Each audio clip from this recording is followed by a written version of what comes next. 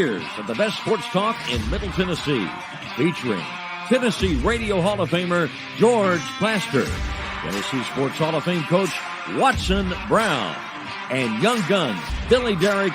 And now, here's your host, George Plaster.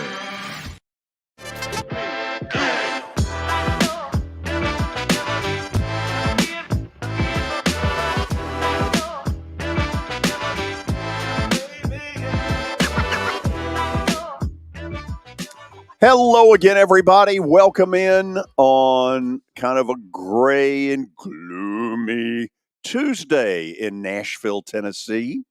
We're at the Fordyce Center in Bellevue. We're in an office as opposed to our normal digs. We got a little hockey in the background as the Preds play Edmonton tonight at Bridgestone Arena. We've got a lot of things to cover today, and a lot of it will center around Tuscaloosa, Alabama, where Tennessee and Alabama will play 5 days from now on CBS.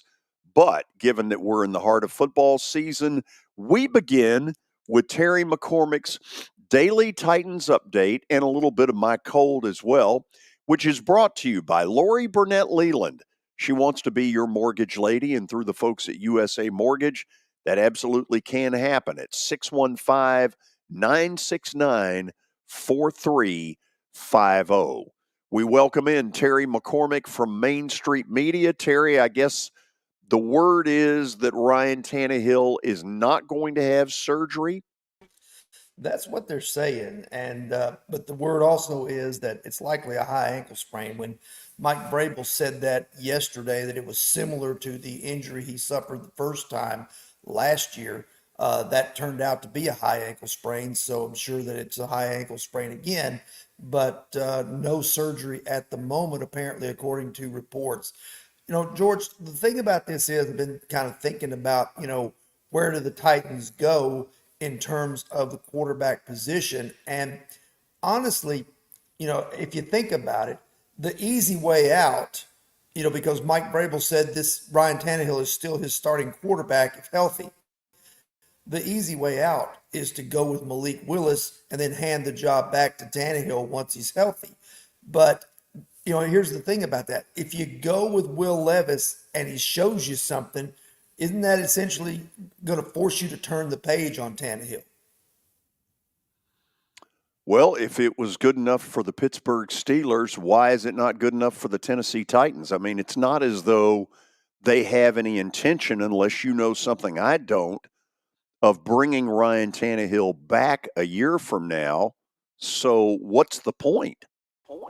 No, I agree. I mean, I don't disagree, but Vrabel sometimes, likes to cling to his veteran guys and likes to cling to, guys that, are a known commodity. But as you're saying, if they go with Will Levis in this matter, then they're going to have to make a decision one way or the other. And then here's the other question that comes along with this, George. What if Levis doesn't show them anything? Then they're going to go back to Tannehill, and you run the risk of wrecking Levis's confidence the same way you wrecked Malik Willis's last year when you when you went out and signed Josh Dobbs at the end of the season. So, there's a lot more at play here than just a guy being out for a couple of weeks, because they have two young guys here that they've got to figure out which one of them is the right guy. Well, let me be a little bit of a devil's advocate here. Do you sense that there is any desire on their end to bring Ryan Tannehill back next year? I haven't seen anything so far. That doesn't mean that they won't, but I haven't seen anything so far. And here's the other part of this, George, that starts to come into play. And tell me if you think I'm way off base here, because I don't have anything to base this on other than just kind of reading the tea leaves and looking. No one's told me anything. But Ryan Tannehill is 35 years old. This team is in a rut. It's very average. Ryan Tannehill has earned a lot of money. He's got, a wife, a family. He recently got his pilot's license. Does Ryan Tannehill really want to come back for more of this if it doesn't get any better? Oh, look, I don't have the answer to that. You guys that are out there virtually every day have a better sense of that than I do. But let me ask the real question. If I'm right and this team isn't going anywhere, I made this big pronouncement a week ago. This is a 7-10 football team. They're not a 10-7. They're not an 11-6. They're an under 500 team. If you go through a year where you end up 7-10 and you don't know anything more about Will Levis than you did the day you drafted him, then you're a bunch of idiots. I don't disagree with that. I mean, I think I think you have to see what Levis is over these next couple of games Well, and there's your give answer. Tannehill. Yeah, I mean, I think you have to because, like you said, if you don't know anything about him and you haven't seen him play, you're setting back the rebuilding process a full year because you're on par with Indianapolis, which just lost Anthony Richardson for the year. Houston is already ahead of the game because CJ Stroud is getting meaningful snaps and playing well enough that he looks like a keeper for right now. No, he looks like more than a keeper. He looks like a stud. So let me try this one on you. I get that Vrabel, and this is one of the traits you admire about him. He's not very quick to concede. He's not very quick to give in to this is hopeless. Okay. And I like that part of him because And I think he likes this. He probably likes a lot of the negativity around the team right now. yeah, he may.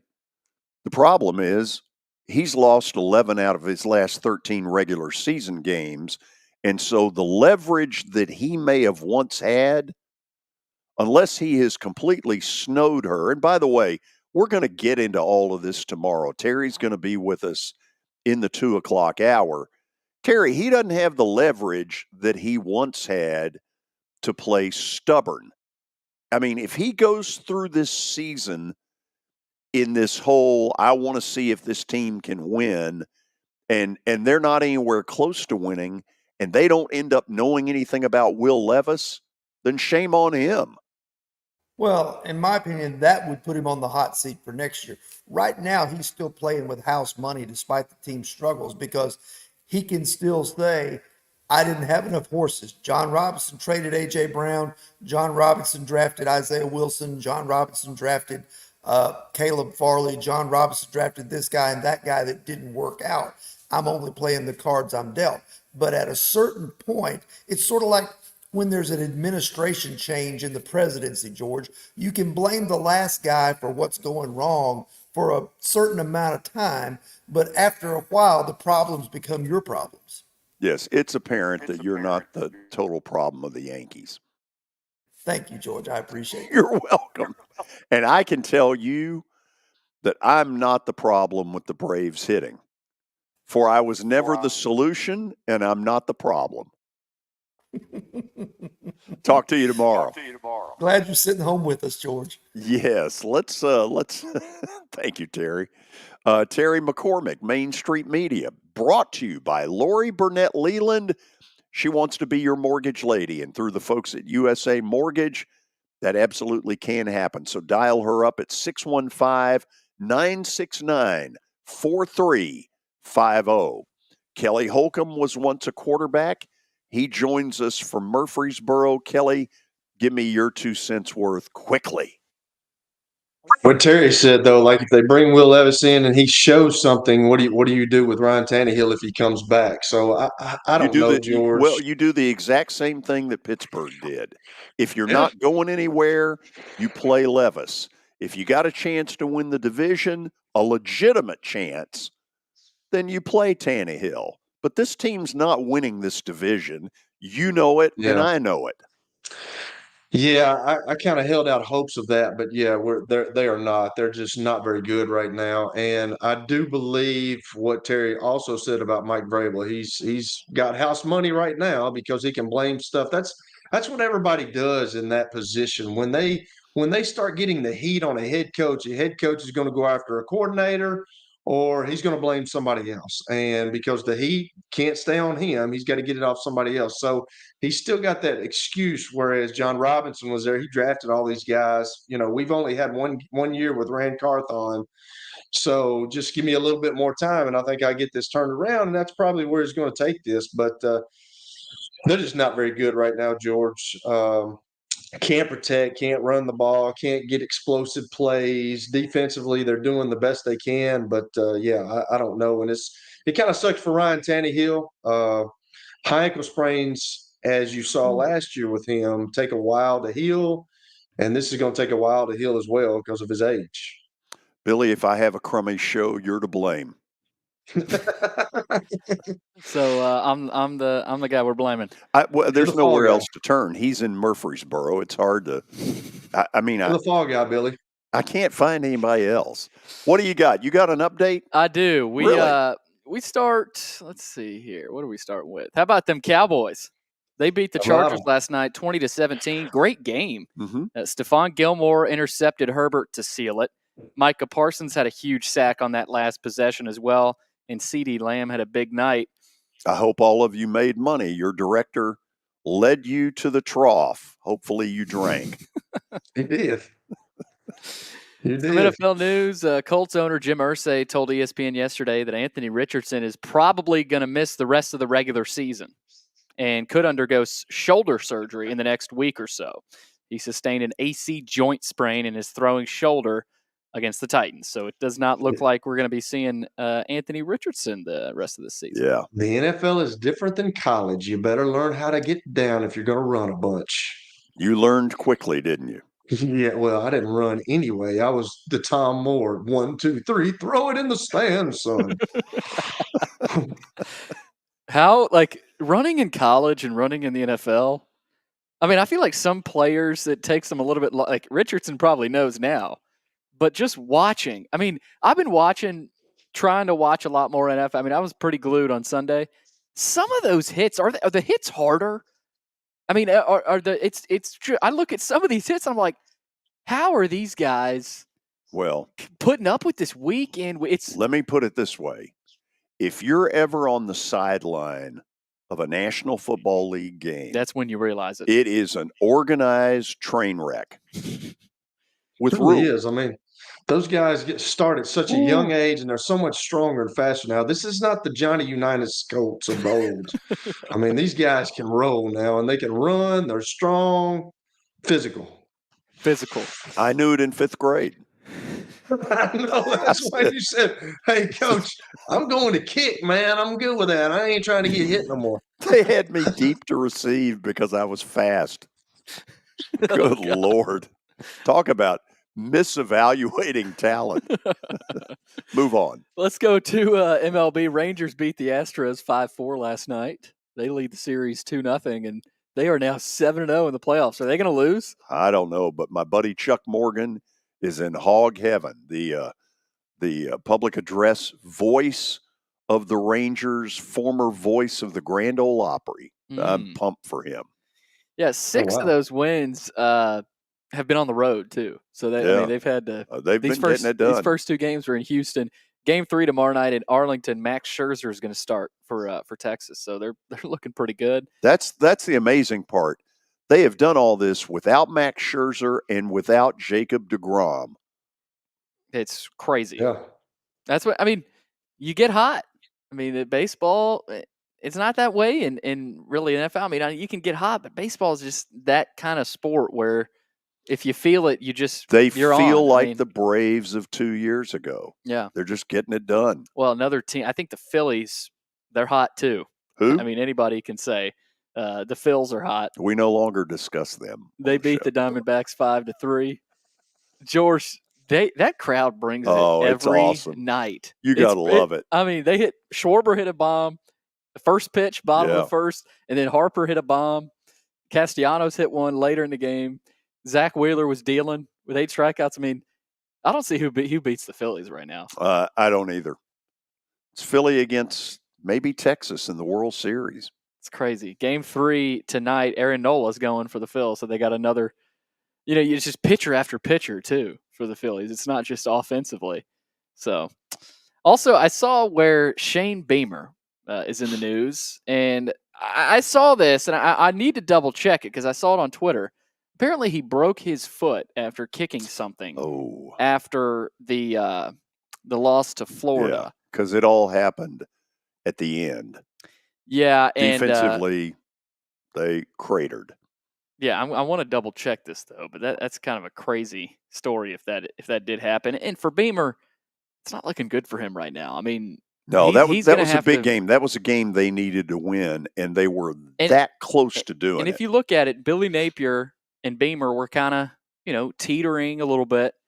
Napier won. Now he's up here. And Beamer's back down here now. No, I'm not sure that Napier's up there. I don't know if Napier's up here yet. He might be leveled off. The difference in the two is like that.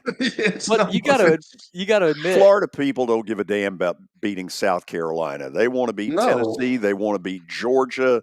They want to throw. They want to be fun and gun. They want to go back to the Spurrier. They want Spurrier back. That's what they want. That's the bottom line. That is the bottom line. But yeah, I saw that. I'll double check and look into that. But that's what I've got. Coach Holtz, any thoughts about Shane Beamer? I just know that right now he's not doing as good as I did at the University of South Carolina, son. Thank you. So after the break, we'll get knee deep into Tennessee, Alabama. Tony Basilio, his weekly visit from Knoxville. Then at 3 o'clock, we'll get the Tuscaloosa version with Mac Harford, former Alabama Crimson Tider, and we'll find out in that locker room, where does the Tennessee rivalry stack? You got to think Auburn is the big one, the Iron Bowl. Yeah. Is Tennessee next? After last year. You know this, George. Bear Bryant, a long time ago, said everybody thinks that Auburn is our rival, but he was like, the Tennessee game is much bigger to us than the Auburn game. He said that a long time ago. Until it's time to play Auburn. Well, maybe so. I mean, the Iron Bowl is pretty big, but he always thought that Tennessee was a bigger rival than Auburn was. Okay, we'll go to the break. Then we'll break it down. The Tide and the Vols in Tuscaloosa Saturday. You need to stick around. It was the most horrible experience that any mother could ever go through. I knew that I needed to get help. My friend, she immediately said, you need to call Bart Durham. And you guys were there within an hour. You guys are like family for us. Yeah, sure is nice to connect with the people that you're doing your best to help.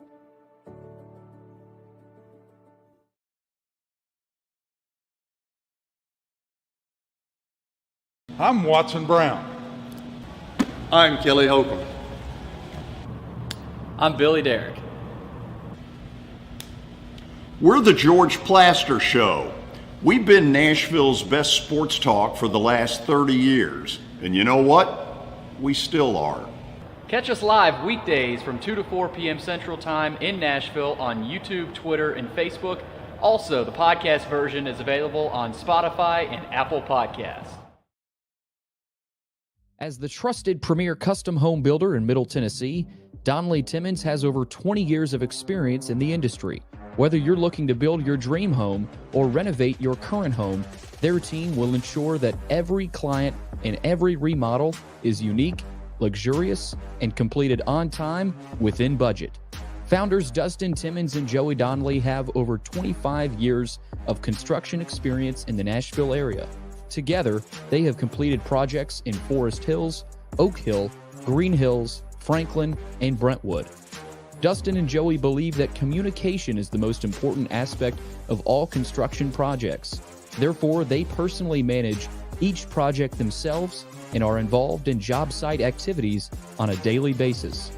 Their commitment to quality and integrity has earned them an outstanding reputation among their clients. Contact them to set an appointment for a free consultation or to view some of their completed projects. Give them a call at 615-456-7983 or log on to DonnellyTimmons.com. Looking for more than just awards and trophies? Southern Trophy House is your one-stop solution. For over 60 years, their team has created lasting impressions with a personalized touch. From embroidery to screen-printed apparel to corporate awards, signs, and name badges, they have everything you need to keep your brand shining bright. With their knowledgeable customer service team, you can relax as they create, produce, pack, and ship merchandise and awards on time and on budget.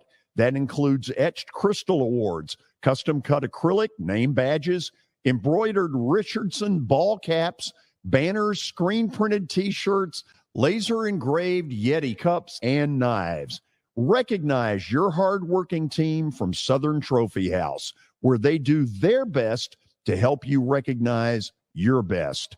Located at 2705 Nolensville Pike in Nashville, give them a holler, 615-256-7295. Visit southerntrophy.com. Southern Trophy House, for all your personalization and recognition needs.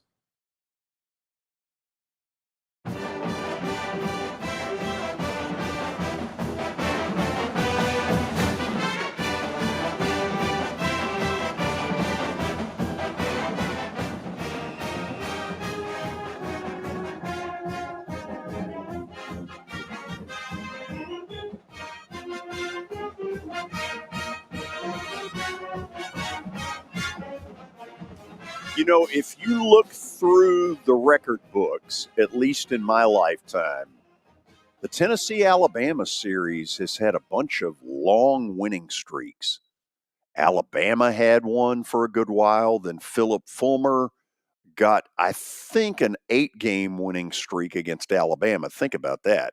How many teams could live to say that? And then Alabama had a long one until a year ago when we had maybe the best college football game any of us have seen in a long time.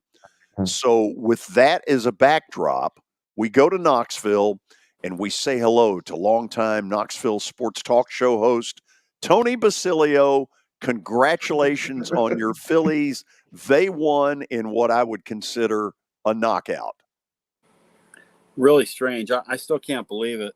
After they won last night, I turned to my son, who's back living with us after graduating from college up there, and I said, man, I could get used to this. This is the way the Yankee fans live, you know? Yes. I could do this any day of the week, Georgie.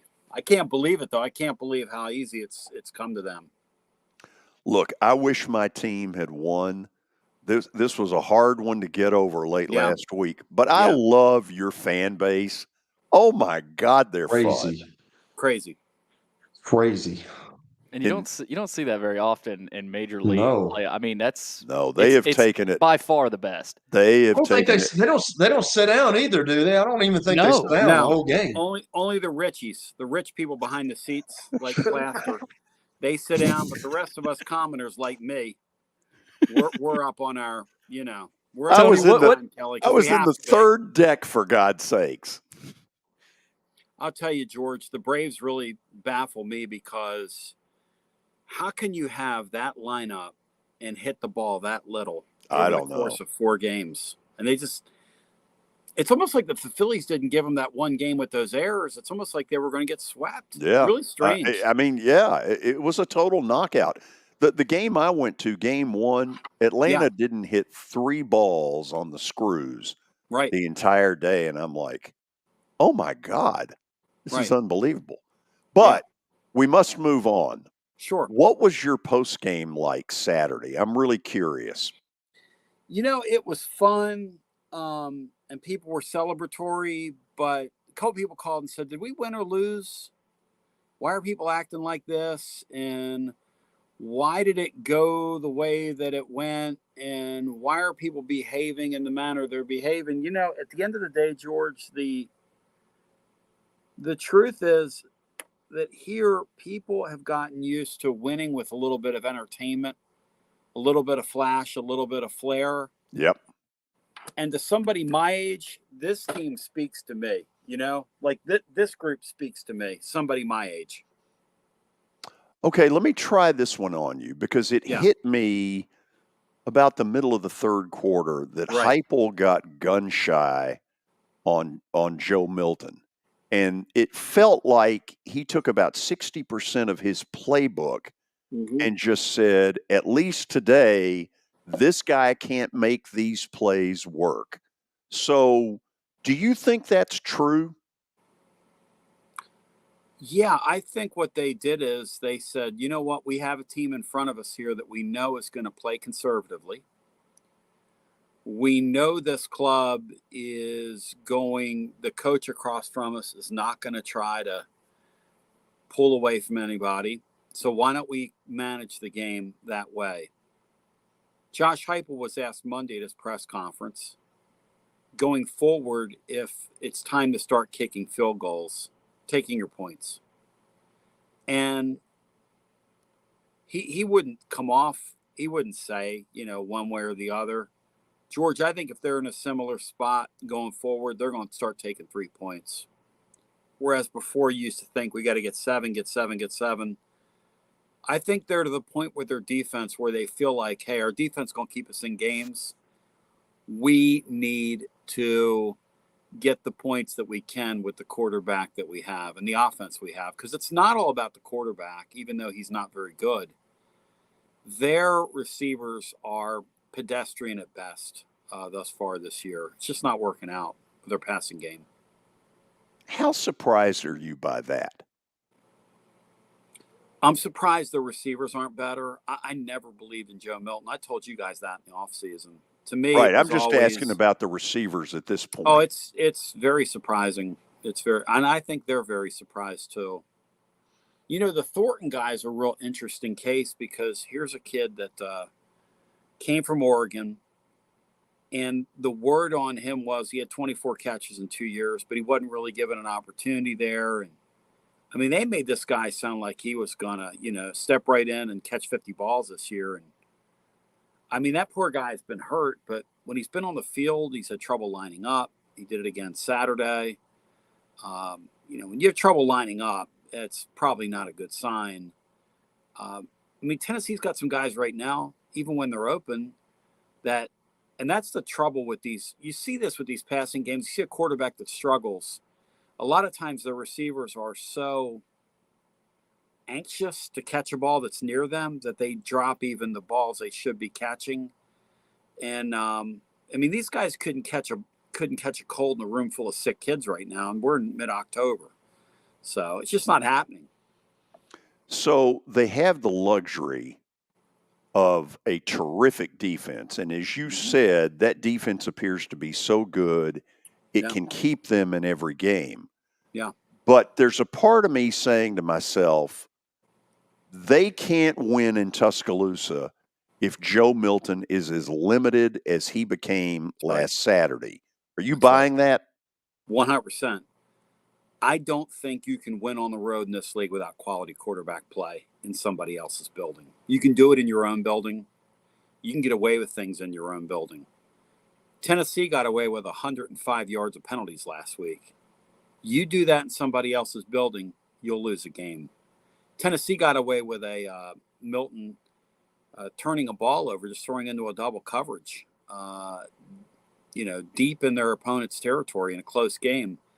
You do that kind of stuff on the road, and you don't win those games. Not in this league. It's just not how it works. So, and I think that's why you're seeing so few teams win on the road. I think about what Brady Cook did last week up at Lexington. Kentucky scored the first 14. Missouri comes out plus side of the field, right around midfield, but they fake a punt. It goes for a touchdown, so now it's 14-7. And from there, they trucked them 38-7. This Alabama bunch Tennessee's going to see, they're going to have opportunities. There's 132 teams playing Division I football right now. Alabama is 129th in sacks allowed. They have two guys they've rotated at left tackle who have been an absolute nightmare. It's like a turnstile.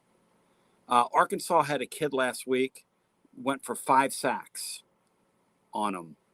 I mean, this is, and James Pierce is playing as good as anybody right now as a stand-up end rushing quarterbacks. Looks like an NFL player right now. Sure does. And Tennessee's going to have an opportunity. It's going to come down to this, George. The last couple of teams have defended Tennessee like it's Josh Heupel last year. Sooner or later, somebody's going to put a bunch of guys in the box and say to their running game, you're not going to run on us. We're going to make that guy playing quarterback make decisions, and we're going to make him beat us, either with his feet or beat us downfield. But the Milroe guy right now, you got him up there. He's really developing as a thrower down the field. So that's another area of this thing. He's developing and having the kind of season that a lot of people thought Joe Milton would have. And Alabama's made a decision as he's grown with his arm. And believe me, he's erratic. I mean, he could still get them beat. Neither one of these quarterbacks, if you were to tell me, oh, man, they imploded and the other team got blown out, you wouldn't be shocked. No, not with either guy. So let me try this one. And I've asked you this before, but we're now a couple more weeks down the road. I'm assuming that Sunday morning or sometime Sunday, their staff gets together and they're all in a room like we're in right now. And, you know, the Heupel's at the head of the table and you got all the little, you know, GAs in the back. Can I get you coffee? Blah, blah, blah, blah, blah. And somebody is bound to say to Heupel, is it time to consider the other kid? And is there at Tennessee right now it's not discussable, we're not going there? Is there a fear of once you go there, you can't ever go back? What do you think is really going on behind the scenes? They're not happy with the quarterback play at all. They're not going to make a change. I don't even think that's in the discussion. And the reason it's not in the discussion is simply that these guys feel like we have difficult road games coming up. And you cannot do that to a true freshman quarterback. The problem with Nico is early in the year, even in the games where they could have put separation between themselves and their opponents and gotten him playing time, they were unable to do so. They've been so pedestrian offensively with their passing game. They've had so few big plays that they haven't even put away the teams they were supposed to put away, which has led to the spot where not only do you have a true freshman quarterback, you have a guy who's barely been on the field this year.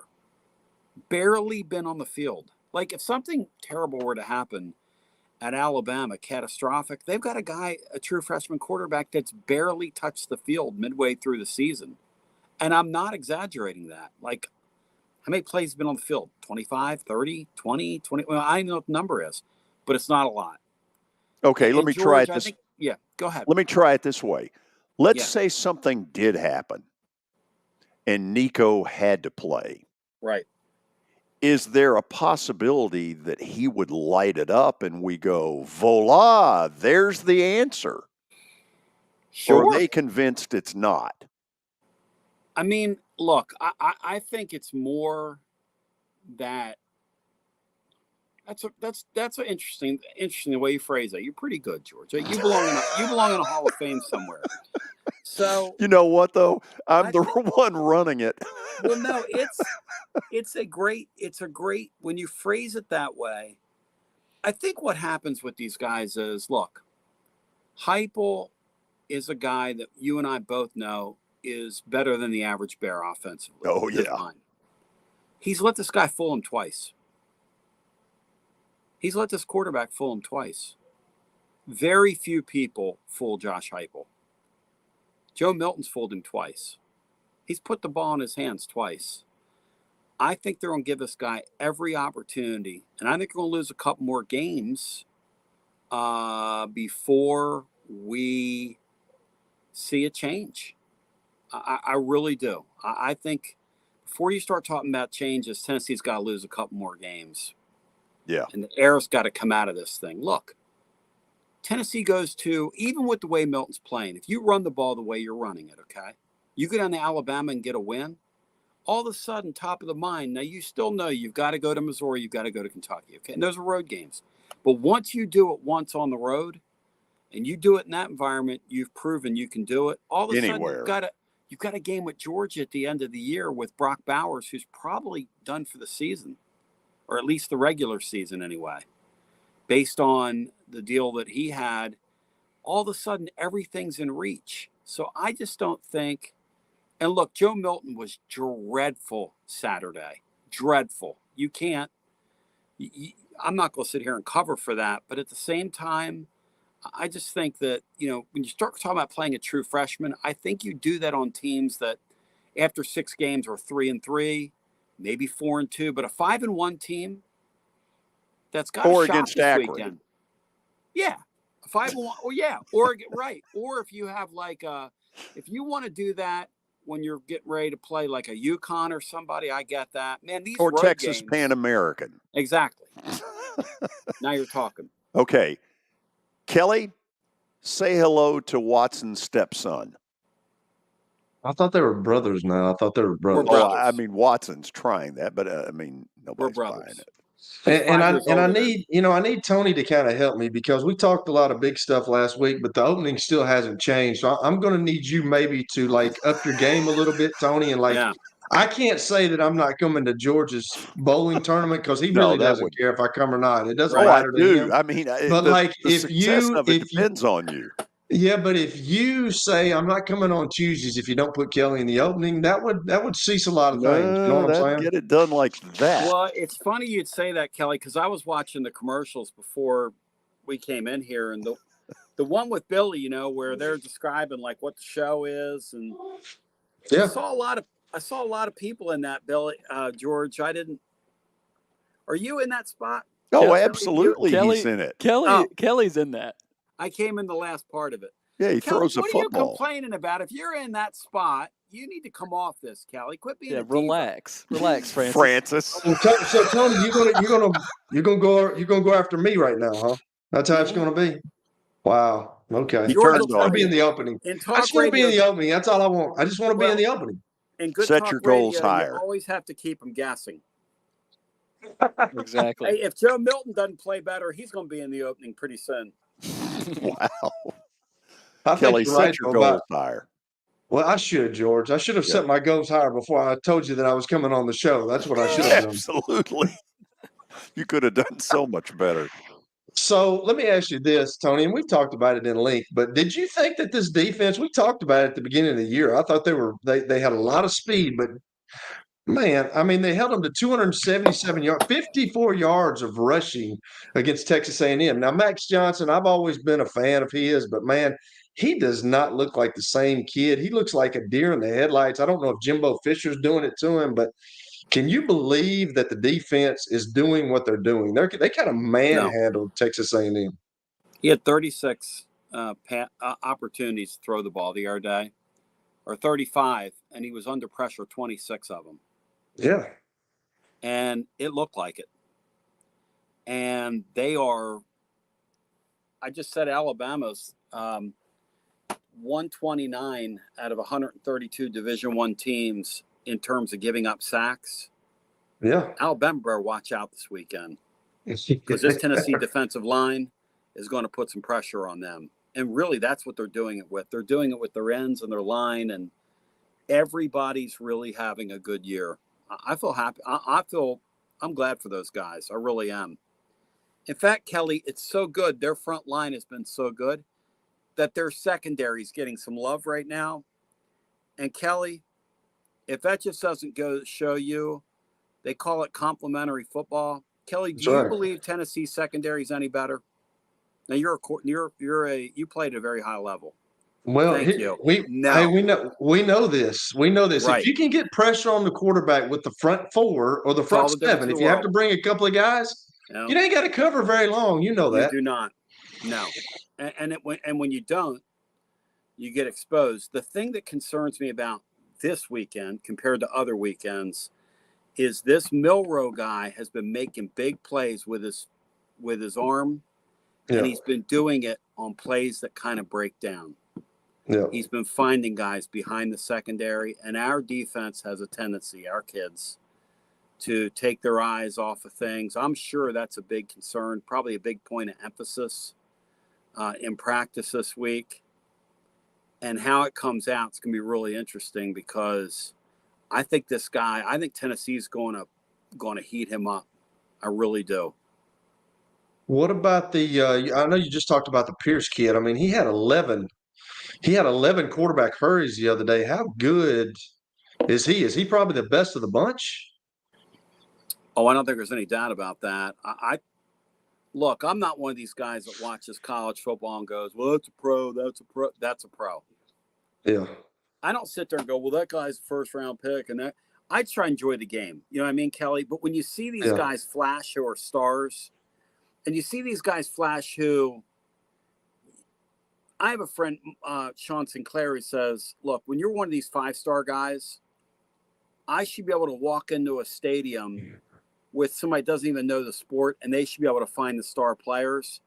You could find that guy with a pretty untrained eye. Hey, that guy's better than most people out there. Look at him.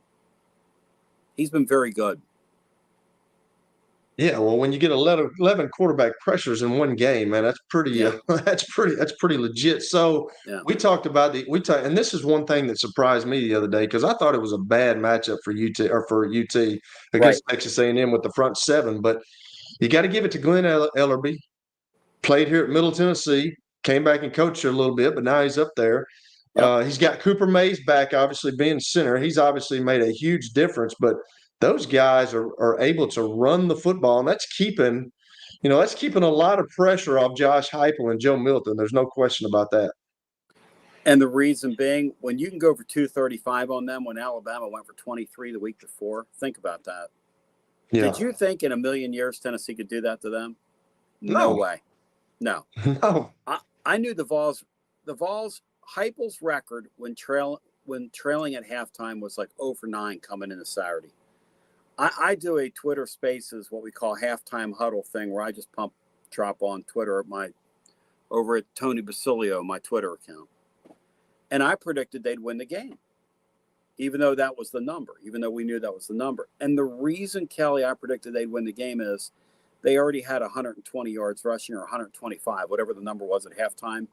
When you're doing that in a Southeastern Conference game, you have to almost try to lose one of these games. Hey, the more football's changed, the more it stayed the same. Team that runs the ball the best, more times than not, still going to win these games, Kelly. Still going to win them. What do you think the keys are to this weekend against Alabama and Tuscaloosa? I mean, I think that I don't know. I thought that they didn't have a good matchup against Texas A&M. I think they got a really good matchup against Alabama. I really do. I think they're going to be able to put pressure on Milroe. Milroe can make plays with his legs, man, but he just sometimes his indecisiveness in the pocket kind of gets him in trouble with sacks. And I mean, I think they match up pretty good defensively against Alabama, and I'm not sure that we'll just have to see about Alabama's defense, but I'm not sure that the way that UT's been running the football, I don't know if they can stop them. So we'll see. But like me and George talked about it the other day. If I'm Texas A&M or if I'm Alabama, I'm going to make Joe Milton beat me. I'm going to load the box. I'm going to man up everybody outside, and I'm going to say, you're going to have to make throws. And I can't believe Texas A&M did not do that. But how many times did they put anybody in the box? How many? I'm not meaning to talk over you. How many? Not at all. I'm sitting there watching that going, Jimbo, are we going to try today? No, obviously not. Let this team just mash you in the hamburger? Which apparently that's what they did. I mean, for the life of me, I'm sitting there going, are you going to just sit there and take that? And apparently the answer is I've got 75 million reasons not to care sort of what happens in this game. Yeah. And I mean, what other explanation? Because they're still defending Tennessee like it's 2022. Yeah. See, I don't think Saban's going to do that. Oh, no. No. He's a little smarter than that. No, I think that box is going to be loaded Saturday, guys. And that will force Joe Milton to make plays. And if he can do it, he can do it. That box will not only have Alabama people, they'll rent some UAB, get a couple of Auburn. No doubt. They'll have a moving van in there. They'll No doubt about have it. that box will be crammed. Wow. Now, let me ask this. Can I go to a break and have you stay with us for about Sure. 6-8 minutes? Sure. Okay, let's do that. We'll have more with Tony Basilio. We'll find out about what ought to be the most interesting post game that he'll probably ever do. I would love to be a fly on the wall to hear that one. You'll find out how to next. Forget the fact that Sir Speedy Music City is owned by my BGA classmate James Warren. Their work stands on its own merit. James and his staff do incredible work, as evidenced by the huge banners at the Plaster and Friends Celebrity Bowling Night. If you're looking for quality to help your marketing and business communications, and you want it at a reasonable price, these are your folks. Call them at 615-832-9511 or go to print at sirspeedymusiccity.com. And be sure to tell them Plaz sent you.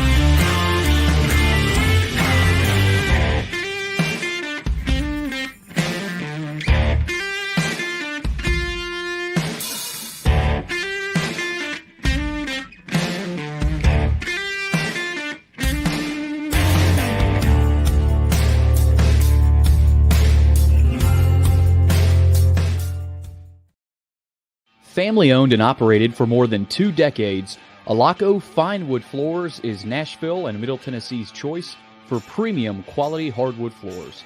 Since 1995, Jimmy Alaco and his army of employees have embodied the approach of taking pride in one's craft and providing superior customer service, growing from a one-man shop to a team of 23 professionals who share the founder's passion for quality craftsmanship and customer satisfaction.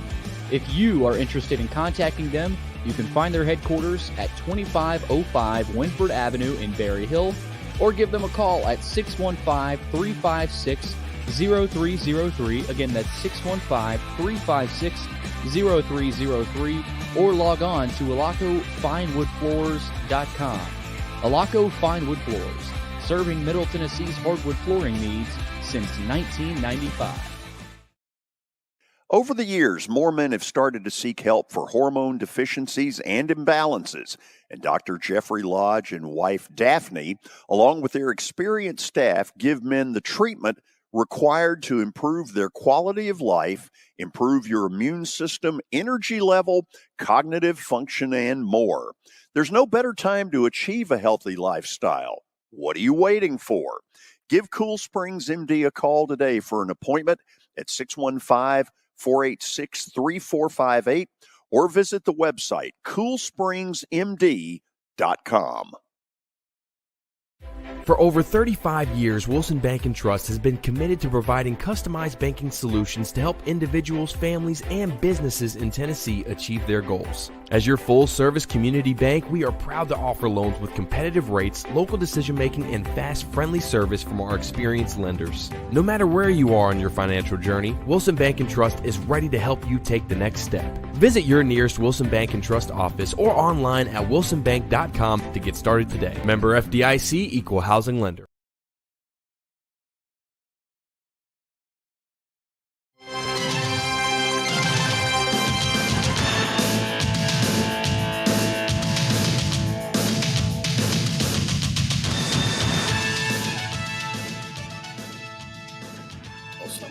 I love that music, man. That gets the blood boiling. Get me to kick off. Where's the popcorn? Where's the clicker? No, Kelly's not invited. Sorry. No Kelly. If you did invite me, so there you go.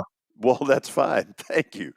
So, are we all three in agreement that this guy on the Alabama sideline, he didn't fall off some turnip truck? Are we all three in agreement he will load that box? Eli Gold will be in that box. Everybody, look, George, I think that if you don't make Joe Milton beat you, you're crazy this weekend. Crazy. Based on what I saw from Milton the other day, Kelly, when Milton did that deal on that first drive where they had that free play and he went out short of the sticks. Yeah. That's one of the craziest things I've ever seen on a football field. No offense, poor guy. I didn't get to see the game, but I did see that, and I was wondering what he was doing. Like, what are you doing? Gary Danielson saw it. We sit here and we just go, there are things you can do as a quarterback, because if you do that enough, you're going to lose your huddle. You know, you just can't do things like that. Would you all take 21 points if I said, okay, Tennessee, I'm handing you 21 and you never play the game? Would you take 21 and believe that's enough to win? No, it's going to take 28 points to win that game. 21's not man. 21's not enough. He may be right, man. I want to know this. I was reading where Josh Heupel said that one of the reporters asked him, can you have an explosive passing game against Alabama, or can you have an explosive passing game? What are your thoughts? Because he said absolutely. He's a coach. He's going to say that because of what he did last year and what he's done, you know, all through his college career as a coach. But do you think that they could have an explosive passing game with what they got with Joe Milton and these receivers that they have? They didn't have an explosive passing game in their building against anybody this year so far. Yeah. And that includes the 1AA team they played. I mean, they're fighting themselves in their passing game. Obviously, what is Josh Heupel going to say? Tennessee this week, the path to victory for them is going to be to run the ball, control the ball, hope to get a couple of turnovers, maybe squeeze something out of your special teams. That's how they won last week in their own building. Now, Kelly, we have late word from Rick Pitino, who says, and I quote, Jalen Hyatt is not walking through that door. There you go. Thank you. And that's the truth, guys. That is, hey, Hyatt was really good over the weekend for the Giants. Yeah. And the truth is, here's a thing that people have learned. Everybody wants to make college football about coaches. It's always been about players. X's and O's. Jimmy's and Joe's, man. % about players. Jimmy's and Joe's. And all of a sudden doesn't look like a total world beater now that he doesn't have exemplary players. Now, granted, this is a 9-3 Alabama team. I think that's the kind of team they have. And they're in the process of going 11-1 in case unless somebody can get them, which would be a hell of a coaching job. But they are a far cry from the Alabama of past years, past year. Tony, what has happened with Ramel Keaton? Yeah, again, that's a guy they thought was going to take the big step this year. And Ramel Keaton, who you mentioned, Saturday night dropped a touchdown pass. Mm-hmm. I mean, it wasn't even it was a high school catch. I mean, you got catch-up ball. It's just the year he's having. It's the year these guys are having. It's just, I don't know. Maybe lightning strikes with Alabama. Who knows? I think Alabama's gettable. I really do.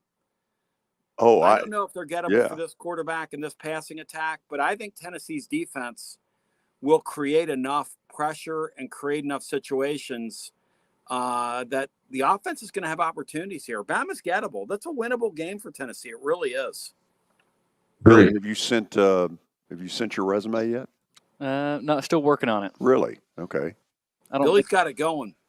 Billy, I'll tell you what, in that commercial, when I saw you, I really get a sense that you ought to contact somebody like an agency or somebody. You're good looking, man.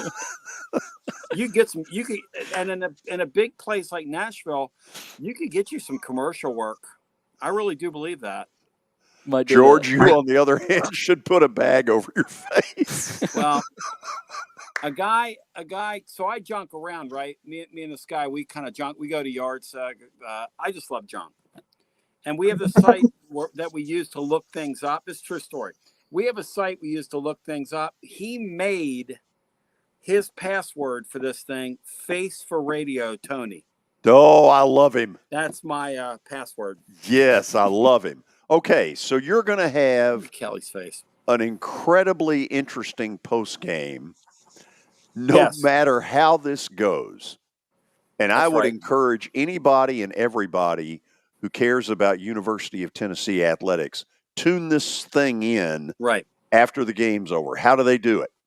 Well, we have college football fans from like all over the country that listen to it and we try to talk about different things that happen in the league as well, because we just basically get on there and celebrate the game and then watch the games that are on.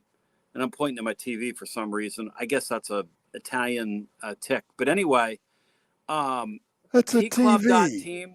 tclub.team is my website. tclub.team, and we go on as soon as the Tennessee game's over.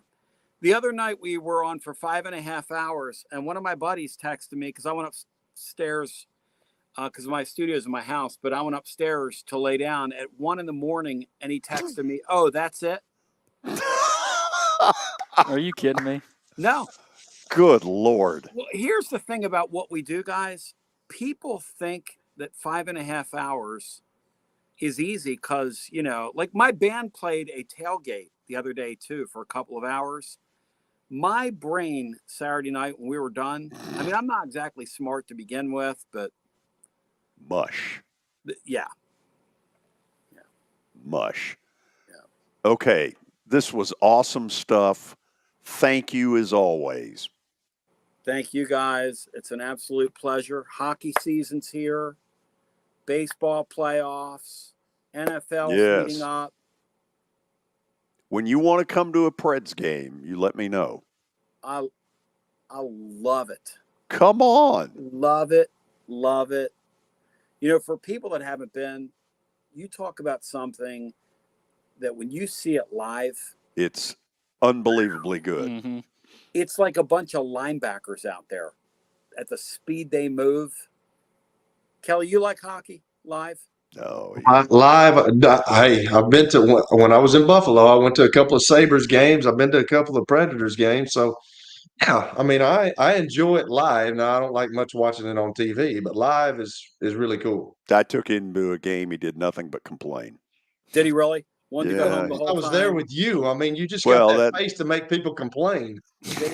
When you're at a game with George, is it like being with the mayor, Kelly? Everybody walking up to him? Well, he knows a lot of folks, and if you come down to his bowling deal this year, it's going to be really frustrate you because it's on steroids.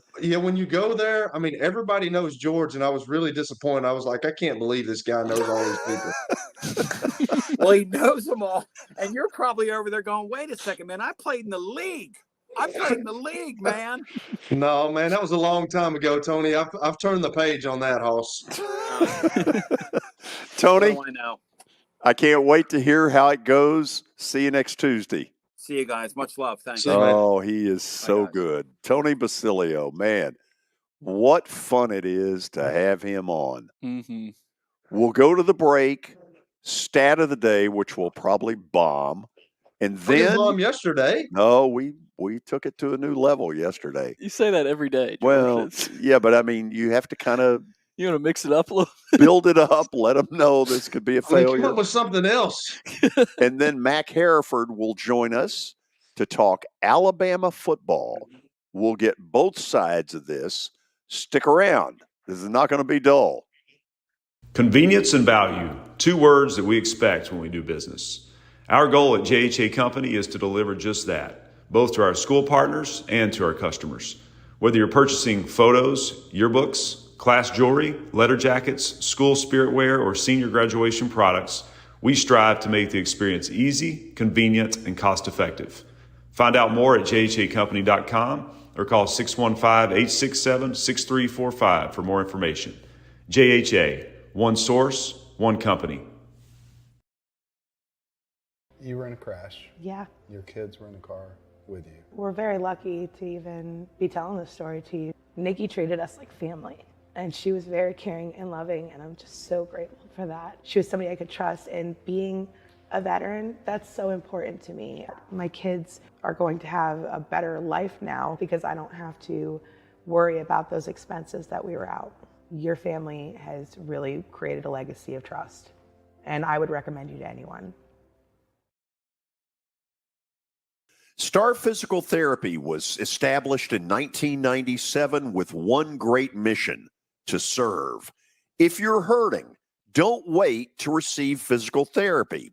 You don't need a referral to see their physical therapist, and early morning and evening appointments are available. Make the call to 615-673-1420 and get rid of that pain. Star Physical Therapy, the official health provider of Football Friday.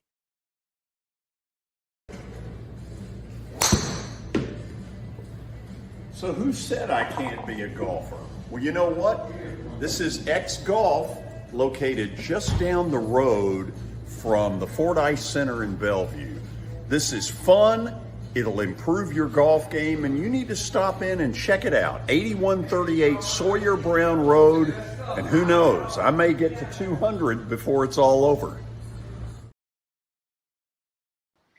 All right, I'm here with my buddy Chip Ward from Lincoln Home Loans. And Chip, it's football season, and it's also, it feels like it's moving season every time of the year, especially here in Nashville. Tell us about your business, Chip, and kind of introduce people to who you are and what you do here in the Nashville area. Well, you're exactly right, Billy. It is definitely moving season, as it is most times, especially right here after Labor Day. Kids are back in school, and people are starting to think they want to get settled in before the holidays. And so what we are doing is right now we are getting a lot of people pre-approved for home loans. Inventory has ticked up a little bit.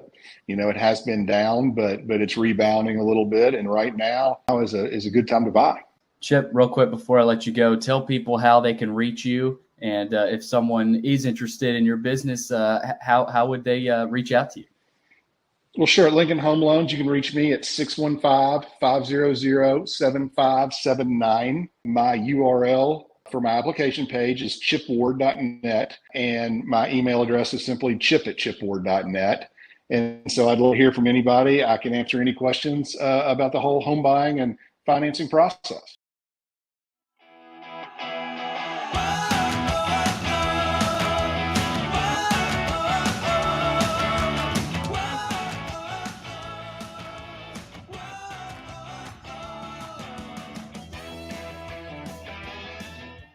Top of the hour on a Tuesday. We're getting set for Mac Harford, talking a little Alabama and Tennessee with a former Crimson Tide receiver. Looks to me like he's got the shrine set up back there.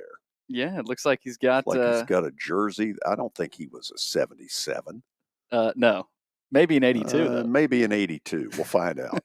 Let's get to stat of the day, though. First, brought to you by John English Antique Sports and Cards. You can find them out in Shelbyville. They're open Tuesday through Friday from noon to 5, and then Saturdays from 10 a.m. to 5. Give them a call, 931-492-4304. All right, let's check out what Matthew's got cooked up for us today. Nick Castellanos of the Phillies has hit 5 home runs in his last 3 playoff games. Who is the only other player to hit 5+ home runs in a 3-game span in postseason history? Kelly. I think it's Reggie. That's what I was going to say, Mr. October. Let's do it. Bam. Yeah. Boom. 2 in a By the row. way, Matthew's gone easy on you. So now. Steinbrenner, shortly after that, when he signed Dave Winfield, and Winfield bombed in a World Series, nicknamed him Mr. May. and then to show his appreciation, Winfield later sued Uncle George. Oh, I didn't know that. Wow. Yeah. Oh, Did he really? You'll learn. Did he win? Did he win? I don't know that it ever got. I don't know, but that they didn't settle it. Now that I think about probably. it. They probably did. Part of the Bronx Zoo. Okay, let's check in Tuscaloosa Central. My guess is, look at the shrine in the background. Oh, my gosh. Mac, how are you? I'm doing great. I was even better when I saw that little golf promo that you did. I was laughing at your golf swing. Oh my gosh. Go Have ahead, you ever Kelly. seen Mac? Have you ever seen anything that bad? That's awful. I've never seen. It's just funny seeing George swing a golf club. This dude hits a driver 150 yards. That's lighten up. My 60 degree. That's what I'm saying. I mean, he literally hits. He was bragging, which he birdied a hole a couple months ago at Harpeth where was Hills. it? Harpeth Hills. It was a par 3, Mac, and he hit a driver. I did. I did. Look, like that's terrible, George. I don't care. I just wish you would have said I birdied the hole and didn't tell us how you birdied the hole. Well, you would have thought at that point that I went up and just dropped the ball about a foot from the hole and then knocked in the putt. I think it's impressive that he used a drive. I mean, like at the same time, it's got a little impressiveness in it because I don't know how you get a driver to land the ball on the green on a par 3. Well, I don't know. When you hit like I do. So back away for a second. Let's see how many jerseys we've got in that shrine. Oh my! There's one LSU jersey in there. What, an LSU jersey? Oh my! What in the world? That doesn't go over. Is that Jalen Milroe? Is that Jalen Milroe on the back? No, it's not. It's one of my buddies, Savion Smith. So there are a couple of my buddies' jerseys, and then I have one right here. You can't wait. There you go. One over here you can't see. A Jordan Ta'amu Detroit Lions jersey. So I just like jerseys, and some of my buddies gave them to me, and I should frame them. I just found out recently that having them out is not good because they can get dust or something. And of course, I have my jersey framed over in the corner. You can't see it, but it's the framed one, and every other one is just hanging up on the wall. So what if you get a little dust? I mean, yeah. Look at George's clothes. He comes in every day with dust on his clothes from the 1980s. You just lighten up back there. So let's get to the actual football stuff here. Mac, the last time we talked to you, Alabama wasn't nearly as good as they appear to be today. You know Saban the way we don't know him. How do you think he got them to this point? Kind of talk to me about whatever maybe the speech was where at halftime against Ole Miss, he must have gone off. Yeah, I mean, look, he's one of the highest. Is he the highest paid coach in college football, Coach Saban? He's the best, whether he's the highest paid or not. Well, I was going to say he's the best coach in college football for a reason. And I think, last time I was on here, we talked about it a little bit, but the coaching changes are crazy. So you have these guys coming in and coming out. When I was there in my time, I had 4 wide receiver coaches who are all now, OCs or head coaches at other places, which is crazy. But it creates that problem because when these guys come in, X coach recruits a certain group of guys. He has a plan for them. He has a strategy for the guys he currently has under his, umbrella at Alabama. And then he leaves the next offensive coordinator or defensive coordinator with that new group. And it becomes a challenge because what do? You started a puzzle one way and someone's having to pick up the pieces and reinvent the puzzle. So I think that was a little bit at the beginning of the year. We were seeing just the offensive coordinator has to make these changes. And Coach Saban definitely demands a standard of excellence. And so when we're not doing the things the right way, I'm not going to say exactly the words he would have said because we would they would all be muted off of this off the show. But he probably took those guys and said, look, this is unacceptable. The way we've been playing, he probably used a lot of motivational tactics, bringing up, reports or news articles that people had said about Alabama because he's really good at that. Even in years that we were dominant, a team would say, hey, we're excited to play Alabama. And he would turn that into do you see this? Citadel says they're excited to play you guys. This should be an embarrassment. And we're I'm what? What the hell can you make that into something? He would bring up their stats. All in all, I think just over the year, we've had an ability to, we've finally established the quarterback. Coach Saban has demanded this high standard to these coaches, and they have to make the changes. And we're just seeing that start to happen. So I think he was just fed up. And now it's he had a conversation with the team. We've established a quarterback. The team's improving in different ways. Defense is looking better. Jalen Milroe is looking better. And I think that's what we're starting to see. Now we're starting to see a national championship contending team. How did he get Milroe to this level? I think that, it requires, it's Milroe is who got Milroe to that level in a big sense. But when you look at, and I'm sure Kelly knows being a former quarterback, but, Coach Saban definitely first, I think it was almost strategy at a certain point that we sat Milroe against South Florida and then showed that, like, hey, look, he's our best option. And so there was a little bit of confidence taken away from Milroe, but he handled it well. He, you could see him on the sideline cheering on his teammates. Saban brings him back into the starting position, lets him know, like, this is your role. And I think he just was giving him more and more confidence as time goes on. And we've seen Milroe improve. And it starts with the player. Milroe is going to want to improve. And I know that I've heard a lot about him and good things only about him and his work ethic. And I've heard he just worked harder and harder. And it reminds me again, I've used this comparison before, but Jalen Hurts Oklahoma, he was working on the deep ball, but when he got, sat down in the national championship game and then had to sit for a whole year, then his deep ball was a lot better. His accuracy was a lot better. He became he was already a good dual threat quarterback, but his throwing got a lot better after he had a chance to kind of be like, okay, humbled a little bit, and then he took off. And I think we're seeing that a little bit with Milroe as well. He's starting to come into that role, get a little bit more confidence, and the play calling has improved as well. Mac, before you came on, Tony Basilio had joined us for his weekly visit from Knoxville. And the three of us agreed that while Jimbo, I don't know what the hell Jimbo was thinking in the game against Tennessee, but I know what Nick Saban's thinking. He's going to load half of the state of Alabama into that box and say to Joe Milton, we don't think you're good enough to beat us. Anything about that not true?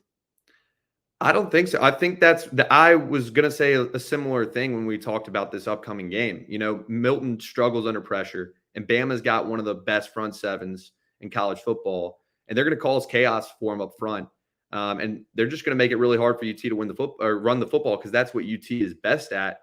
And we saw, Milton struggled a little bit when they couldn't run the ball as well. And I think he had like 100 yards and like an interception as well, and maybe a TD. Look, I'm expecting 2 interceptions from him this week once we stack the box and we give him a little bit of pressure. Oh, listen to that. Calling a shot. So, yeah, very much so. Corso, not so fast, my friend. So, Mac, where does Tennessee rank on importance of rivalry to Alabama? I would say nothing beats the Iron Bowl. It's just nothing will ever beat Auburn, Alabama. But when it comes to the next game, it really depends, because it was interesting during the years, it would almost change a little bit. Obviously, you have, I would say it's second in my opinion, but it would change how bad guys wanted it and what we wanted to go in there and whoop someone one week. It could be LSU, and that made that game feel like the biggest rivalry game of the year. But Tennessee has got to be second. It's always just an electric game. The guys are always, we're getting ready. We're going to smoke cigars. And especially after last year's game, I can just tell you that those guys are going to be absolutely fired up. I mean, I'm fired up. I went to that game and it was horrible. It was a horrible experience. Knoxville, cool place, whatever. But I don't know if I'll ever be back there. I couldn't get out of that place. They celebrated like it was the gosh dang Super Bowl after that game, burning couches on fire, all this kind of stuff.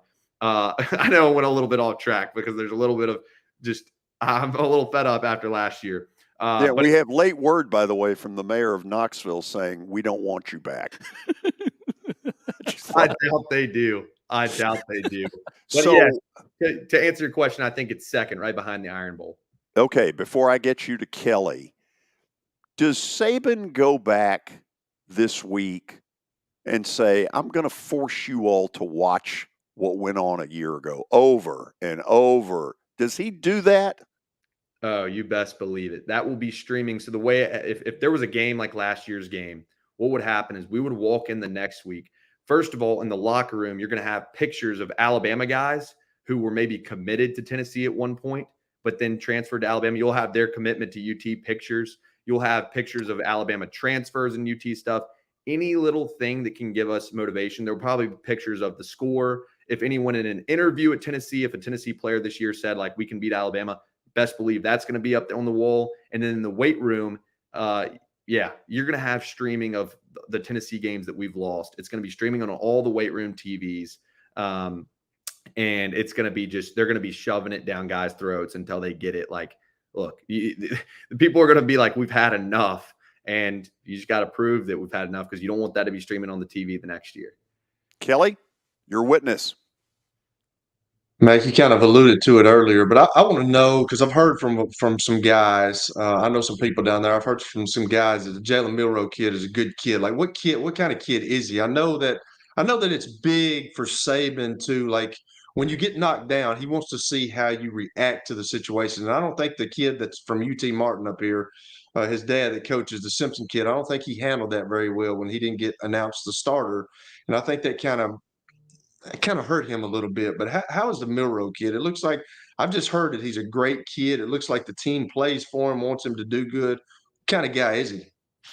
Yeah, I've never. I think I met Jalen maybe one time. I know my parents knew his parents, but I've heard only good things. I've heard he's motivated, and you can see from what I can see and what I can tell, he's also reaffirmed, or confirmed that my analysis on that, just because of the fact, if you saw the way he was in the South Florida game, other guys, may or may not have been upset. But first of all, Saban put him back in for a reason. So it wasn't just on TV that we got to see him be a good teammate and a good leader, but he obviously had to be doing something at practice as well to convince Coach Saban that he should be back in that starting role. But like I said, I've never personally met him, I don't think. But the only things I've heard from him are good things. He's a guy who's been there working his tail off, getting his opportunity, and trying to constantly improve. Why does Alabama, for some reason, always struggle against Arkansas? They beat them like 80 games in a row. It's unbelievable, but it seems like every year they always struggle with Arkansas. I mean, is it because they're kind of looking ahead, or do we have an answer for that? I don't know. You bring up a point with looking ahead. I think naturally the guys all treated the games the same exact way, and we were coached each week the same exact way. But I think there's a little bit of like, just we're human, so I think people are going to eventually think, like, when I was there, it wasn't like I really thought of Arkansas as any special game. When you think of Tennessee, Alabama, you think of the third Saturday in October, you think of smoking those cigars after. When you think of the Iron Bowl, you have a lot of pressure. LSU, same thing, they were dominant. So it's like, maybe it's a little bit of overlooking Arkansas, but again, they've always come out. They've been a good run team in the past couple of years, and I think that's like, I don't know, they're just different than any of the other teams in the SEC we play with, and I don't think they have anything too exciting usually. Like, it's not like they have, the years that at least I was there, there's anything crazy about them. So I think it was harder to prepare for them because it does not, like, I don't remember them having like a key wide receiver or key quarterback, at least in the years that I was there, that really stood out to me.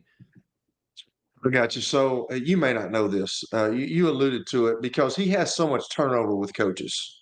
I mean, he's got guys going. Lane Kiffin was there. He left to become a head coach. Bill O'Brien was there. He left to go back to the NFL. There's always somebody. The golden guy went to Ole Miss.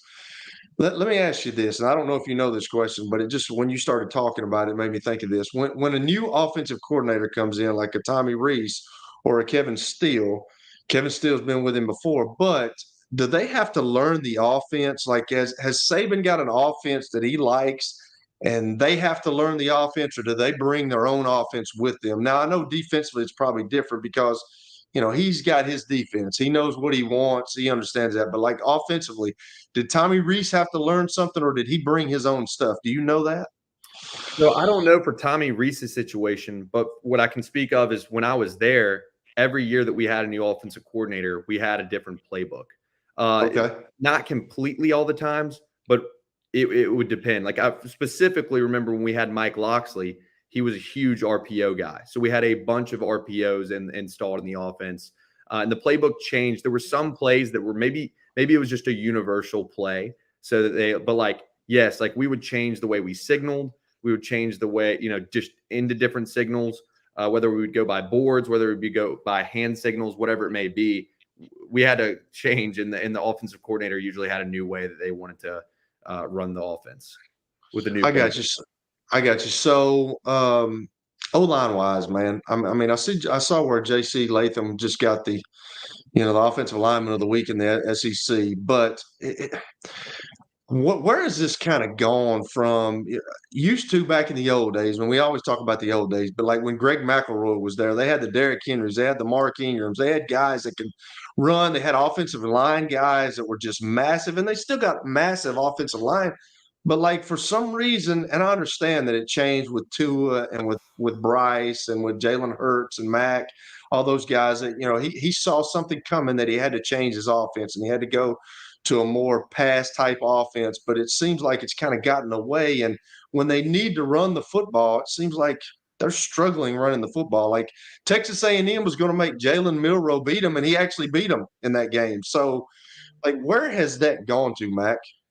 Yeah, it's tough. I think because, like you said, we have a huge offensive line. Alabama, I remember the beginning of the year, there was a statistic that said like the average was like 6'5". So I forget whatever the stat of the day. I forget whatever the weight was, but it was absolutely crazy. And you're thinking, wow, this offensive line is going to be the best offensive line in college football. But I think over time, like you said, there's constant adjustments. So you have, it used to be pro passers predominantly in the college football, and now it's moved into these dual threat quarterbacks. And with that, you have to have these big offensive linemen that can make the blocks and help in the pass game. But I also think that we're seeing, the offensive line may need to be a little bit quicker and more explosive rather than have just a bunch of size. And I think at Alabama, not saying those guys are explosive. They are quick. It's Alabama football, so they're there for a reason. But I think that that's the thing that's moving towards. And right now we have a bunch of big guys, but can those guys move down the field? Because in the run game, you can sit there and you can hold the hole. But there's a difference if you're a running back and you're in the backfield and you're trying to look for a hole. It's a lot easier when the offensive line creates separation and make a clear hole for you and move down and get the next guy down the line and blocking rather than just kind of sitting there, holding their block. And I think that's what we see a little bit right now with this offensive line is they're bigger guys. They're not as, they're not small. And so it's harder for them to move as quickly and get upfield and really make those holes for the running backs.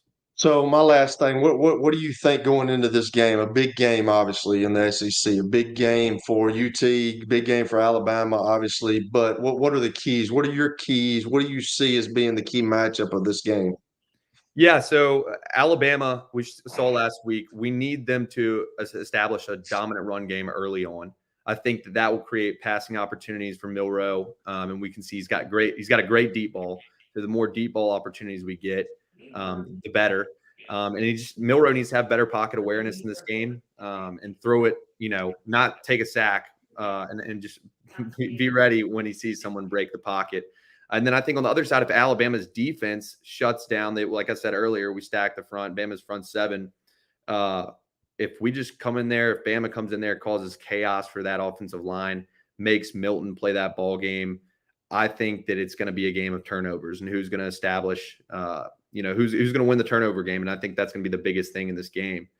Both teams have had a little bit of tricky offensive play calling, or not tricky, but interesting offensive play calling. And I think that we may see Tennessee come out here with some tricky stuff. And I think Alabama's going to win. I do. And I think the score is going to be like 27-17 maybe. So if I think I heard this right, so if Alabama wins, everybody gets cigars? They do. It's tradition. After if Alabama wins, everyone gets cigars. We go into the locker room. It's exciting. It's almost, I don't know how to describe the feeling. It's one of the best feelings, and fans have cigars as well, but everyone goes in the locker room. We'll be passing out cigars. Everyone's lighting up the cigars in the locker room. Don't know if that's technically legal, but we do it anyway. And everyone's smoking a stogie. It's just a really great time. And there's nothing like beating Tennessee and going in and smoking that stogie. You get to see your coaches with a stogie. You get to see the equipment guys, the managers. Everyone in the program is pulling out a cigar and smoking it together. And it's a pretty surreal experience. I've not been in many the only locker room I've ever been in that's been like that is Alabama's locker room after a Tennessee win. It's just like a cloud in there of smoke. Even Butch Jones a few years ago. Yep, there's a classic picture. Head coach, absolutely vintage picture. Did he really? Yeah. Granddad had a stogie in Christmas Vacation, set the tree on fire. We got to keep an eye on Nick Saban. Does Nick Saban smoke the cigar or no? I can't, now that thinking about it, I don't even remember. I think he does. I think Coach Saban smokes the cigars with us. It's a huge player thing, though. Yeah. Every player loves it. By the way, we growing something under here? What's going on there? Just maybe forgot to shave before the broadcast. Okay. Well, I mean, Broadcast Kelly, excellence. Absolutely. Kelly, that's okay, isn't it? Oh, Kelly's muted. Oh, Kelly. I unmuted you. You're good, Kelly.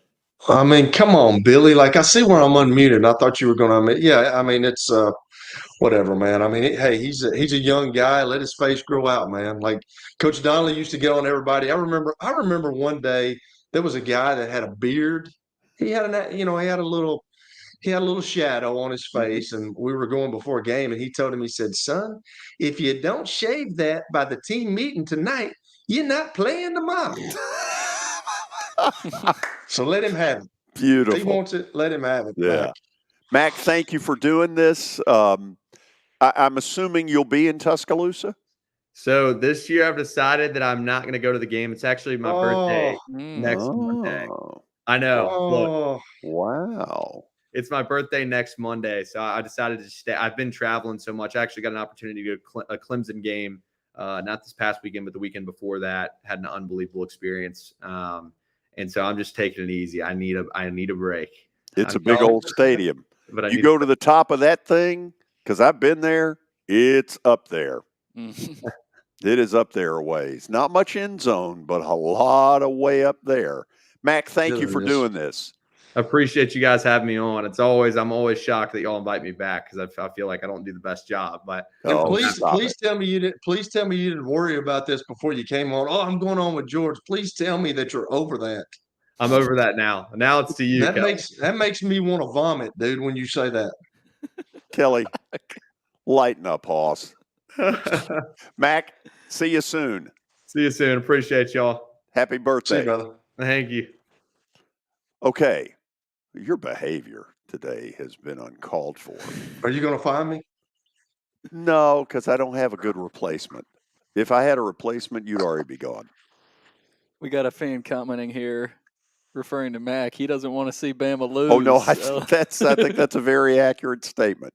We'll go to the break, and then we'll talk about rivalries in the South. It just seems like this is one time where it truly does just mean more. Stay tuned. It was the most horrible experience that any mother could ever go through. I knew that I needed to get help. My friend, she immediately said, "You need to call Bart Durham." And you guys were there within an hour. You guys are like family for us. Yeah, sure is nice to connect with the people that you're doing your best to help.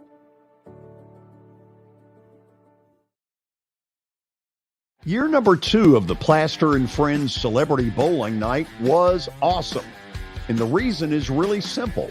I chose Strike and Spare, and they were amazing. They have great food, great bowling, and a staff that is truly ready to go the extra mile to help you. They have 5 family fun centers in the area to choose from, and for more info, go to strikeandspare.com or call them at 615-824-5685. As the trusted premier custom home builder in Middle Tennessee, Donnelly Timmons has over 20 years of experience in the industry. Whether you're looking to build your dream home or renovate your current home, their team will ensure that every client and every remodel is unique, luxurious, and completed on time within budget.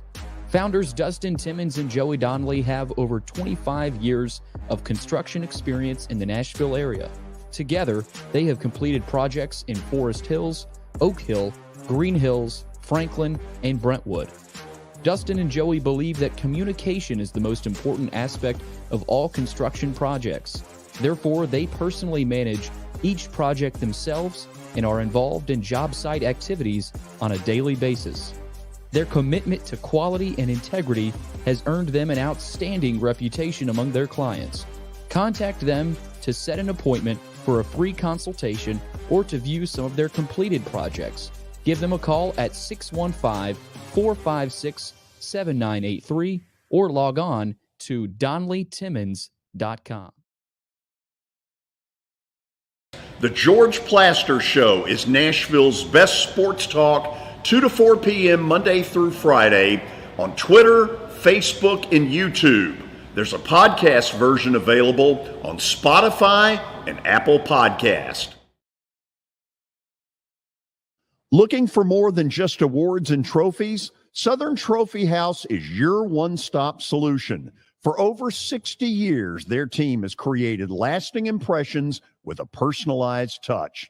From embroidery to screen-printed apparel to corporate awards, signs, and name badges, they have everything you need to keep your brand shining bright.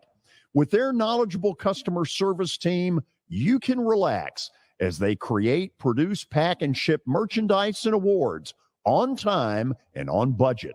That includes etched crystal awards, custom-cut acrylic name badges, embroidered Richardson ball caps, banners, screen-printed T-shirts, laser-engraved Yeti cups, and knives.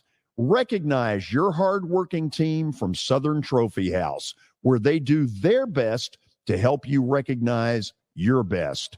Located at 2705 Nolensville Pike in Nashville, give them a holler, 615-256-7295. Visit southerntrophy.com. Southern Trophy House, for all your personalization and recognition needs.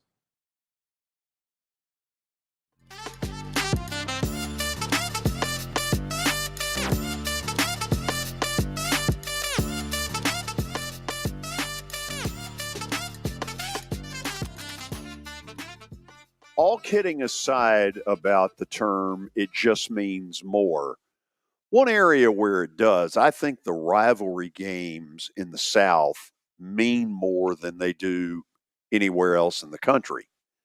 When you start talking Alabama-Auburn, when you go Ole Miss, Mississippi State, which, by the way, I think is the nastiest rivalry, those two schools will do anything to get each other, including get each other on NCAA probation.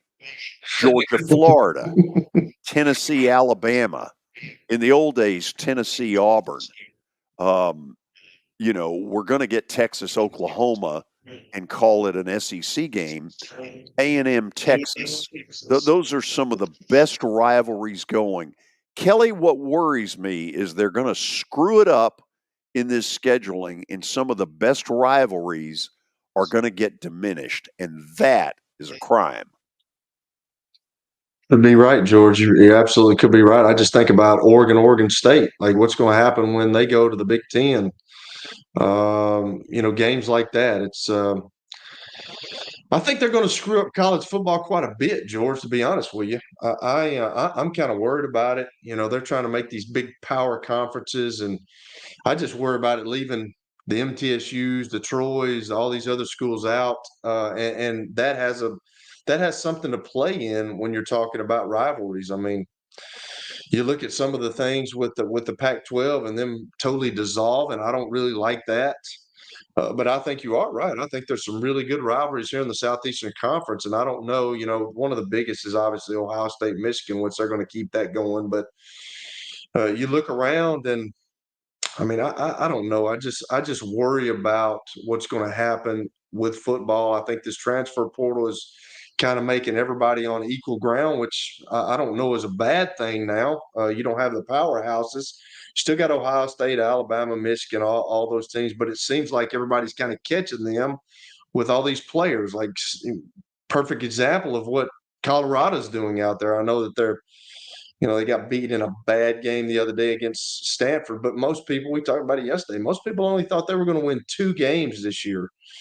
So I think the NCAA is messing with a lot of it. I really do. I hope it doesn't mess up things in the near future. It could. It could. One of my biggest worries is that right now, college football, it's still a king. People love it. You sit there and say, George, even you can't screw it up. But you know what? If you take away enough of these things that matter, things that are tradition-based, you can screw it up. You may not kill it, but you can screw it up. Seems like that's kind of where they're heading to, and it's all about, as we talk about all the time, it's all about the almighty dollar, and I'm afraid that it could. Just talking to old Tom Moore about it, he's like, this transfer stuff and the NIL is going to make kids where if they don't want to compete and they don't feel like the coach is treating them right, they're going to transfer, and then when they get out into the real world, or they're fortunate enough to have an opportunity to go to the NFL. And then when competition smacks you dead in the face, they're not going to be able to handle it. And I think the production on the field is going to go down. So I don't know. There's a lot of questions that are going to be answered in the next couple of years. And I'm just not a big fan of all this realignment stuff. I'm not. I said it yesterday. The Pac-12 is probably top to bottom, maybe the best conference in the country this year. Right now, it's going away. Yeah, it's going away. Going away next year. And that tells you the talent right now in the Pac-12 tells you they very well could have saved that conference. Absolutely. That's ridiculous. To quote the question that I heard at midnight one night during some ridiculous game that I was watching on CBS Sports Network, if Deion had arrived at Colorado 1 year earlier, would the Pac-12 have dissolved? The answer might be no. It's a good question. And you might be right about the answer right there. It could be no. Yeah, I just think overall, like, take Colorado out. I just think the Pac-12, look at these quarterbacks. Take Colorado out of the discussion.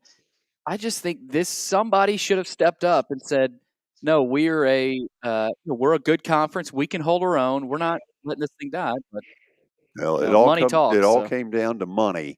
All came down to money. Really had no TV plan other than to throw out kind of a trial balloon about Apple. A bunch of them said, that was we're screwed. We're out of here. Yeah, that was the last straw. Yeah. Pac-12. Other conferences cannot let this mistake happen too. Like, this isn't happening to the SEC, obviously, but the ACC.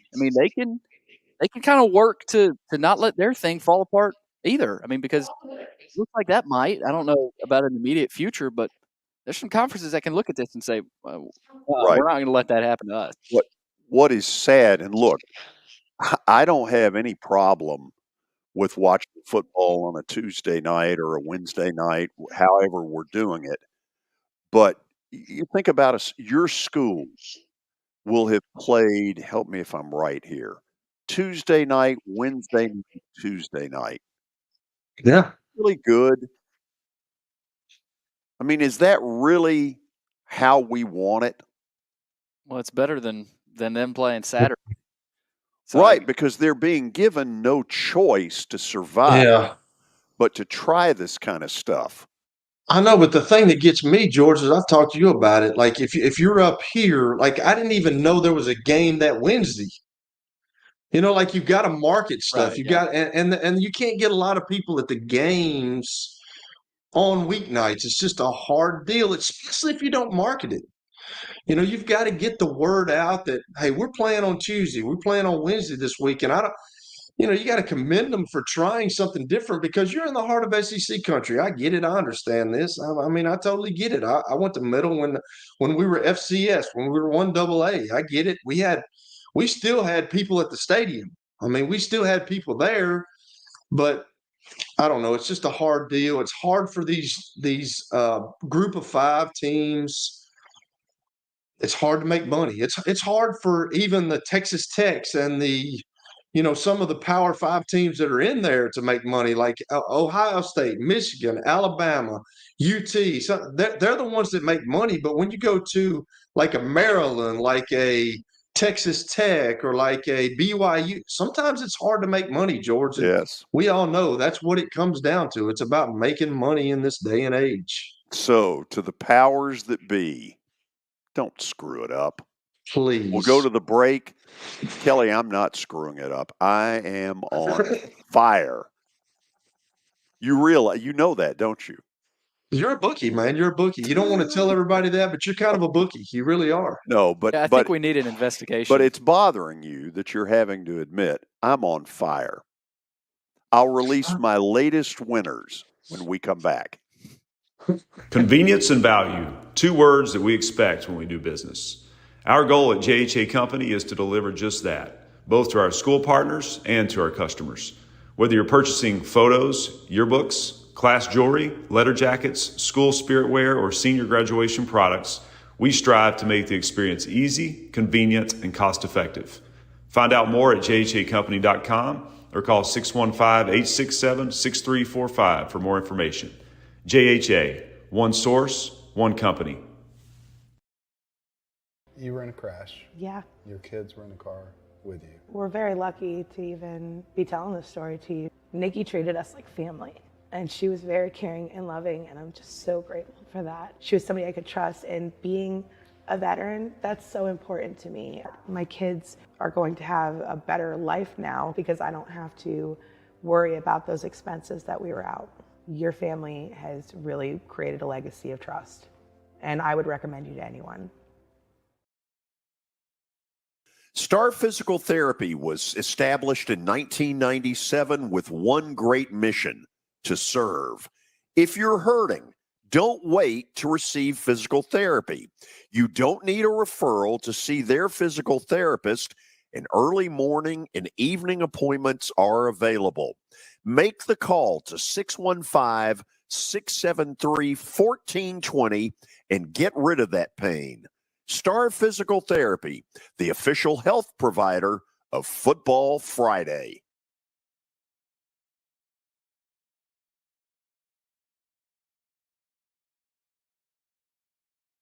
Over the years, more men have started to seek help for hormone deficiencies and imbalances, and Dr. Jeffrey Lodge and wife Daphne, along with their experienced staff, give men the treatment required to improve their quality of life, improve your immune system, energy level, cognitive function, and more. There's no better time to achieve a healthy lifestyle. What are you waiting for?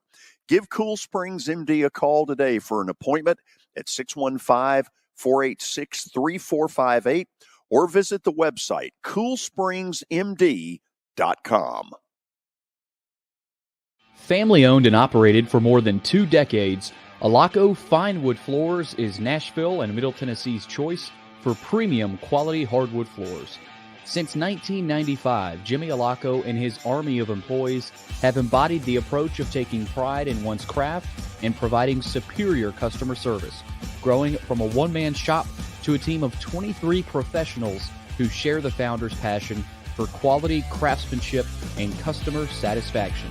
If you are interested in contacting them, you can find their headquarters at 2505 Winford Avenue in Berry Hill, or give them a call at 615-356-0303. Again, that's 615-356-0303, or log on to alacofinewoodfloors.com. Alaco Fine Wood Floors, serving Middle Tennessee's hardwood flooring needs since 1995.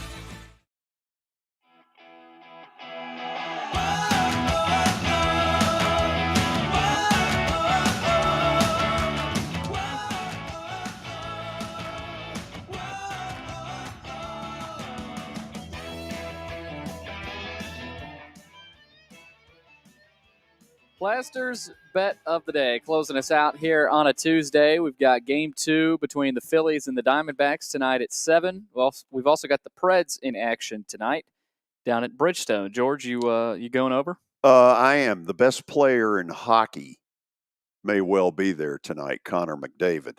Connor McDavid. He is a stud. Call him Connor McJesus.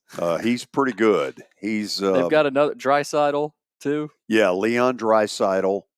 They have just they've killed the Preds. Yeah, they made a nice run a year ago, but there's a lot of pressure on them to take it the distance because they may have 2 of the top 15 players in all of hockey. If there's any year, this should be the year for Edmonton. Yeah, that's what it's I'm not hearing. easy, though. Winning that whole thing is hard. No. We'll see where George goes. Bart Durham Injury Law brings us bet of the day. Give him a call, 615-242-9000, or log on to bartdurham.com. First, let's check what happened last night. And the Phillies got a win. Yes, they did. But they had to fight at the end to get that. They're at home. And until they lose a home playoff game, keep going with them. No reason not to. I did not take them tonight, but if you're out there and you're trying to make money, and Kelly, as you know, I'm trying to give people money. These are gifts to the people. You're just giving back, George. You've got that type of heart. You're just a giver. Absolutely, to the community. Oh, gosh. Or as a guy Save it. called in one time Save it. in my radio life and said, I really enjoy your gifts to the people. And I said, why is that? And he said, well, once you give them, I call my bookie and go the other way. Good for him. And there were He a was lot smart. of years where that was a smart thing to do. Not this year. Not so fast. The Preds are in the middle of a really difficult 5-game stretch.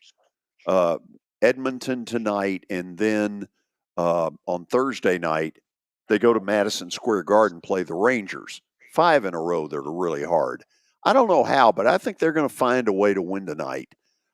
In a little bit of an upset, I'm taking the Preds at home against Edmonton. Boom. How about that? What is the Preds record right now? 1-2. 1-2. Okay. They've played 3. And they've played well, though. They have played. I'm encouraged. Yeah. I'm not discouraged at all by what I've seen so far.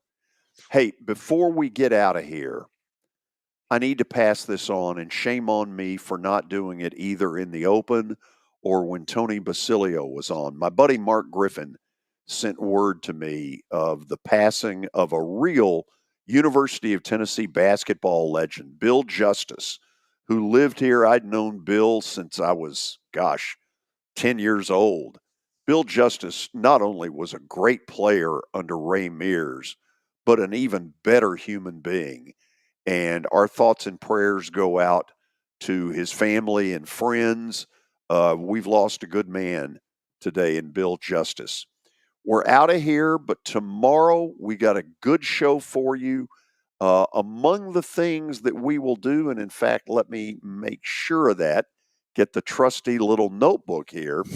Tomorrow, Terry McCormick during the 2:00 hour will get back into the Titan problems.